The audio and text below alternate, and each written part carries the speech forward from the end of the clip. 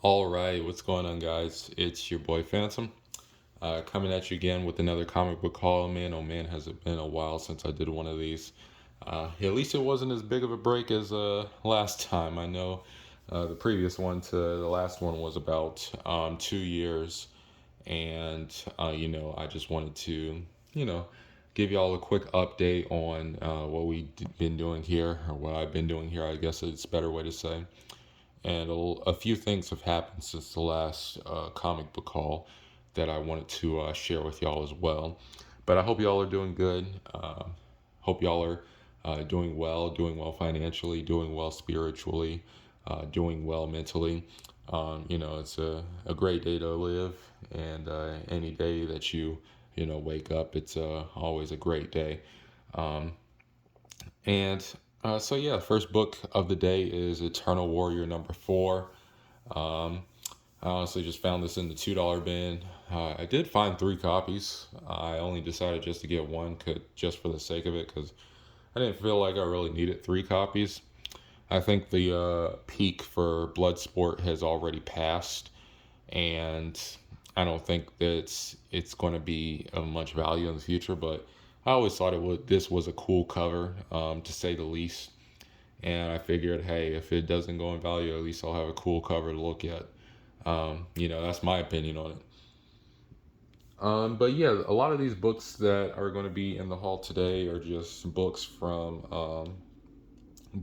Free Comic Book Day. That's majority of the books here. Some of the other books here are just really stuff of random trips to the comic book store and whatnot. So it is what it is. So this next book right here, I actually had to take a couple stickers off of it to remove the glare. Um, is Superman Man of Steel, issue 18 and issue 19. Okay, I guess I can only put one at a time. So this is issue 18. This is the first full appearance of Doomsday. I had one of these back in the day. This was probably one of my first key issues. Key issues. It didn't really go for much back then, even before Doomsday was shown in the trailer for Batman v Superman. But um, it is still something significant. One of Superman's best villains, in my opinion. Yeah, I got picked this up for about $10, $15, something like that, something in that range. Probably overpaid for it, but since it was there, I just picked it up. It's better than dealing with shipping and whatnot on eBay, so I just decided to go along with it. And as you probably saw already, Superman Man of Steel 19, I guess you could consider this as the second appearance of Doomsday. So yeah, I mean, pretty good pickups. Doomsday, like I said, one of my favorite villains. Um, and I'm just rocking and rolling because I really have a lot of comic books in this haul. Um, Next is some $2 bin hauls. These all came from the $2 bin. Technically, the Eternal Warrior came from the $2 bin. This is Flash 174. This is the first appearance of. I'm going to be honest with y'all. I forgot what the first appearance was. Um, but it is the first appearance of a villain. That's the villain right there. I forgot what his name was. I don't know if it was Tarman or some other name for a villain. But yeah, it was a lot of first appearances and of Flash villains in this $2 lot. So this isn't the only one. It's a pretty decent cover too. Really shows a lot. Um, Right here is Flash 172. This right here is the first appearance of the Cicada, I believe. It's either the first appearance or the first full appearance. I can't remember exactly. Because these next 2 books after this one is going to be a little bit more about the Cicada group, because apparently it was one big storyline. So, yeah, this was either the first appearance or the first full appearance of Cicada. And this is Wally West. This is the Wally West run of the Flash, not the Barry Allen version. So yeah, Wally West is my favorite Flash. mainly because of the TV show, um, the not the Flash TV show, but the Justice League cartoon. So that's my favorite version of Wally West. Just more likable in my opinion. This is Flash 170, first appearance on Magenta, and I believe it was this was either the first cameo or first appearance of another character. Again, I'm really struggling right now when it comes to this. I just knew because I do research on key books issues and whatnot before I go to the store. I researched these few books up. They said they were key issues, but I just can't remember the reason why they were key issues. Again, this is Flash 171, kind of doing these out of order at this point. But this is another one in that Cicada three-part series. So yeah, it's the first appearance of something. I just can't remember. It's off the top of my head. I'm probably going to remember as soon as I turn the video off. So yeah. So yeah, that's all a part of that run. These are some. I can't believe I found these in the $2 bin, and I showed up to Free Comic Book Day super late too. So I'm not sure how somebody didn't pick these up in this little run. This is Flash Secret Files and Origins #3, and this is the first appearance of Hunter Zolomon, who is later comes in as Zoom. So yeah, the first appearance of Hunter Zolomon for only $2. Really happy to get that. I'll eventually maybe sell this because I'm trying to get a bigger key issue right now. So I might end up getting rid of this because Zoom isn't really, he's up there, but he's not up there of, characters I would, go out of my way to keep. And I honestly think that the Flash TV show, with that ending pretty soon, this will inevitably be Zoom's peak, to say the least, unless he is in a villain in a movie or something like that. So yeah, first appearance of Hunter Zolomon, and as well in the $2 bin, I found the Flash 197. This is the first appearance of Hunter Zolomon as Zoom, and to say the least, again, Zoom is not really my go-to favorite. I would prefer a Flash 137, the first Reverse Flash. That's just my opinion. This is also the origin of Zoom as well. I forgot about that. So yeah, just happy to pick that up in the $2 bin. Maybe make some good profit on it, because And then this is Flash 198. I guess this is the continuation of the Zoom storyline. Nothing to say about that there. 199, another continuation of the Zoom storyline. And I am just really going quickly here, guys, because there's a lot of comic books to get through and limited time on my phone. So, and right here we have the conclusion of the Zoom storyline, Flash 200, and all of these were in the $2 bin. So yeah, I'm really happy for all of those. Another book I picked up from the $2 bin was Superman 79. Nothing significant about this book. I just really like the cover. I just think this is one of the better covers of the modern age from the 90s. It's really patriotic and it's really good looking. But I have nothing to say about it. It's just a really cool cover. That's the only reason I really got it. We have Ghost Rider 21, first appearance of, honestly, I forgot who it was. It's the first appearance of somebody. I knew that when I looked at it and picked it up. I just really can't think it through. Ghost Rider is supposed to be getting his own movie or TV show or something. And I really don't know when the book is going to heat up, or any Ghost Rider book. The only Ghost Rider book I think are hot right now is Marvel Spotlight 5 and Ghost Rider #1 from the 1973 season. I think those are the only books that are, really, really hot right now.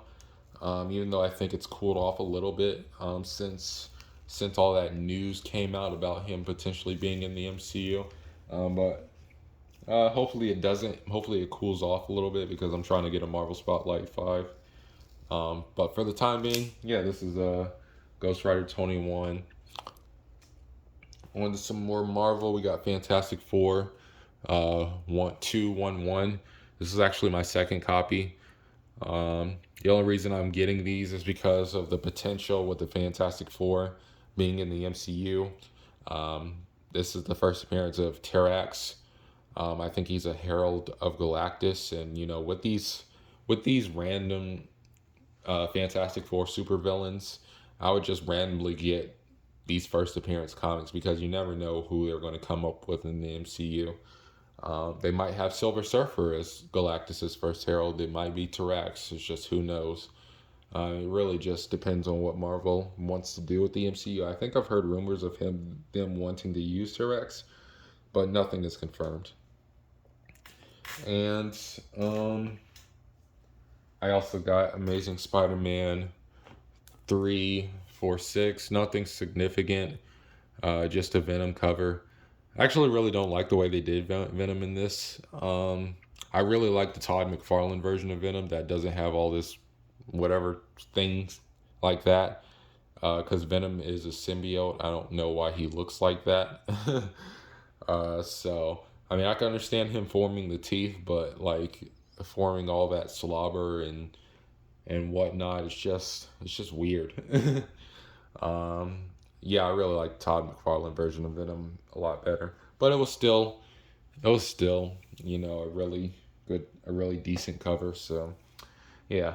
And for these next couple books, I really picked up a lot of Static books. My local comic book shop had a bunch of Static books, and you know, I don't see Static books out in the wild very too often. So I just picked up a bunch of them. They were ranging from anywhere from $5 to $15. So we got Static number 39, Static number 32 right here. Pretty really good cover on that one.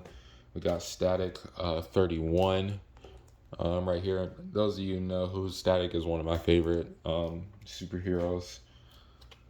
To those who do know, we got Static 42. Again, nothing significant about these books. I just rarely see them in the wild very too often. So, getting anyone I can is, you know, a-okay with me. And now Static 16, and we got Static 23 here. I think that's the first appearance of a character called the Boogeyman. Not really up to date on Static issues. We got Static issue 20 versus Hot Streak. We also got Static issue 33. This one actually might be a little bit more significant because this is the first appearance of Frida as Static, I guess you could say. These books were going for a decent amount on eBay. I think I've seen some from, you know, $100, anywhere from $70 to $100. But still, you know, like I said, I picked this one up for $30 because I don't see books like this in the wild, and you know, I'm happy with it. So this will definitely go in the personal collection. I don't plan on selling Static comics. Yeah, I have issue 35. One thing about Static comics I will say is because I didn't pick the Static number 1 Platinum edition because it was like $50, and I was like, oh, it's only going for $50. It's not too bad. And then, you know, it just shot up to, you know, $200, and I'm sitting here like, oh, what the hell? And yeah, that's basically what my story is when it comes to collecting keys. I always set off keys that I think that I can buy later down the line, and they just end up shooting up in price. So yeah, that's my story when it comes to key comics. And this is Static 37.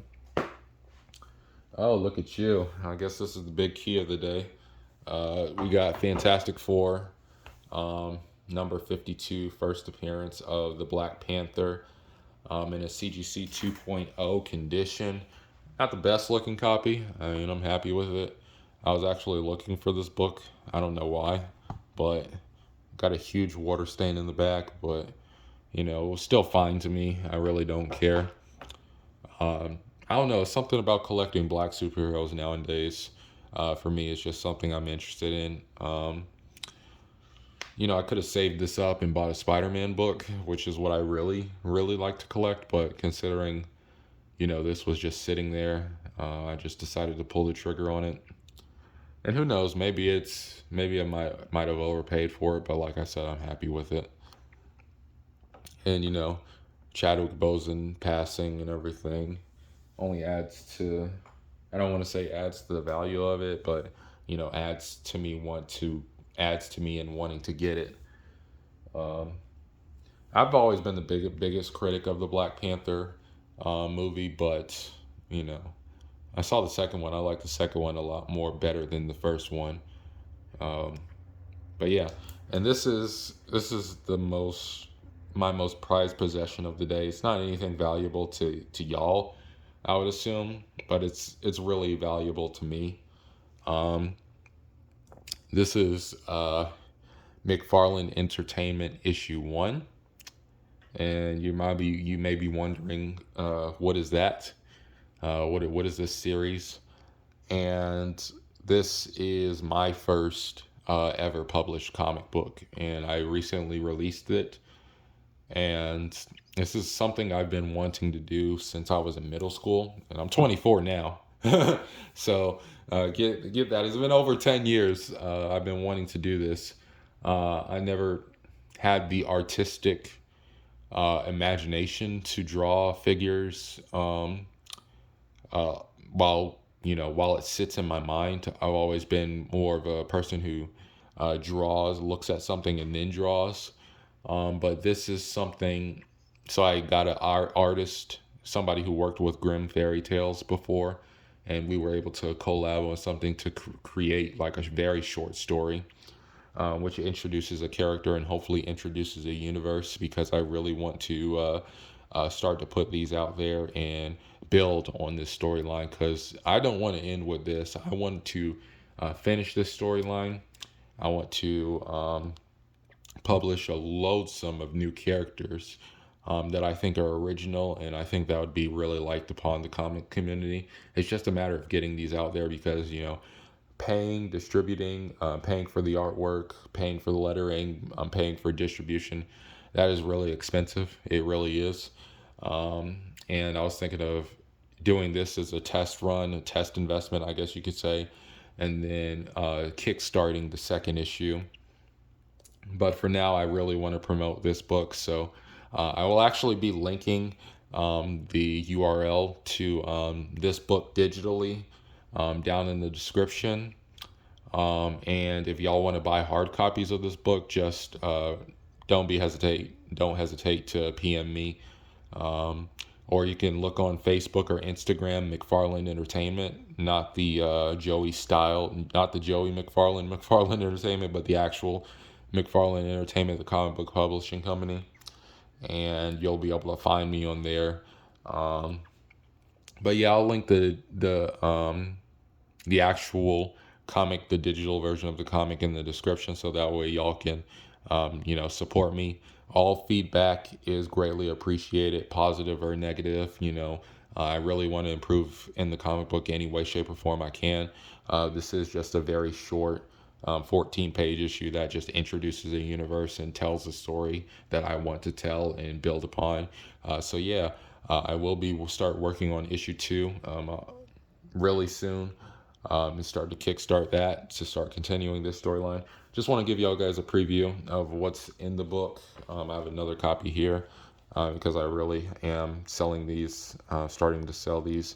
I actually have a local comic book shop willing to promote these. But the artwork in here is fantastic, done by the wonderful Claudio Saperla. He's worked on Grimm Fairy Tales before. So yeah, he is a really good artist. Very, very talented artist. He really brought this story to life. So yeah, I guess that's enough previews of this book. So yeah, go on to the URL. Link down below, and go and support the content.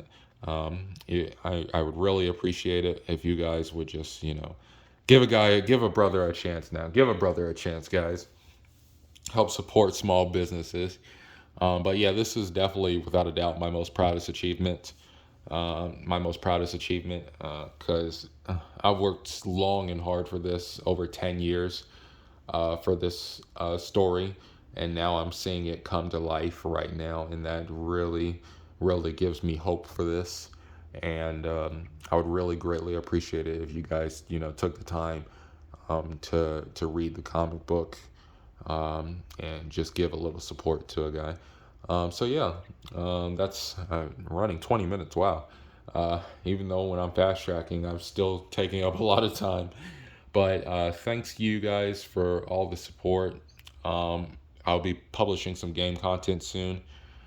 Um, and have a wonderful rest of your days. Thank you for taking the time to watch through all this. If you did watch through all this, what's your favorite indie comic character? That's the question for the day. For those of you who came through to the last minute of this video, what is your favorite indie comic character? And post that in the comment section down below. And again, check out this book. You won't be disappointed.